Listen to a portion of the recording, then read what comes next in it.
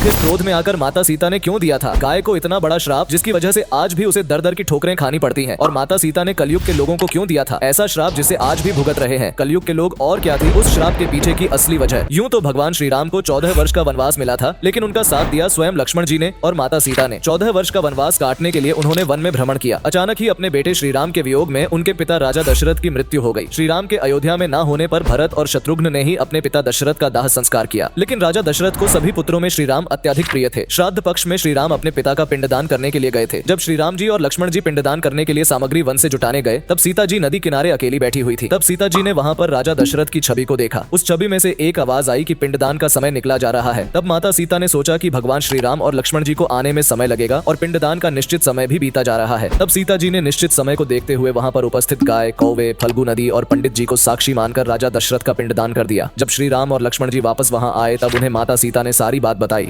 लेकिन भगवान श्री राम को इस बात पर विश्वास नहीं हुआ। माता सीता ने कहा कि उन्होंने गाय, कौवे, फल्गु नदी और पंडित को साक्षी मानकर यह पिंडदान किया है। श्री राम ने जब इस बात की पुष्टि के लिए चारों से पूछा, तो उन्होंने झूठ बोलते हुए इनकार कर दिया। इस बात से माता सीता से दोनों भाई नाराज हो गए, क्योंकि उन्हें लगा कि माता सीता झूठ बोल रही है। इस बात पर माता सीता अत्यधिक क्रोधित हो गई और झूठ बोलने की सजा देते हुए आजीवन श्रापित कर दिया। माता सीता ने पंडित जी को श्राप दिया कि पंडित को कितना भी मिलेगा, लेकिन उसकी दरिद्रता कभी दूर नहीं होगी। कौवे को कहा कि उसका पेट कभी नहीं भरेगा और आकस्मिक मृत्यु अवश्य होगी। फाल्गुन नदी को श्राप मिला कि पानी गिरने के बावजूद वह ऊपर से हमेशा सुखी रहेगी और नदी के ऊपर पानी का बहाव कभी नहीं होगा। फिर माता सीता ने गाय को श्राप दिया कि जिसे हम गौ माता कहकर पुकारते हैं और जिसका सब लोग पूजन करते हैं, वह तो इतनी पवित्र है, लेकिन फिर भी वह दर दर की ठोकरें खाएंगे। हर किसी के घर में जाकर रोटी की उम्मीद करेगी। जो पवित्र चीजें हमें गाय से नसीब होती है, वह सब सभी इंसानों को पवित्र ही मिलेगी, लेकिन गाय खुद दर दर की ठोकरें खाएंगे। वही गौ माता आज तक माता सीता जी के उस श्राप को भुगत रही है।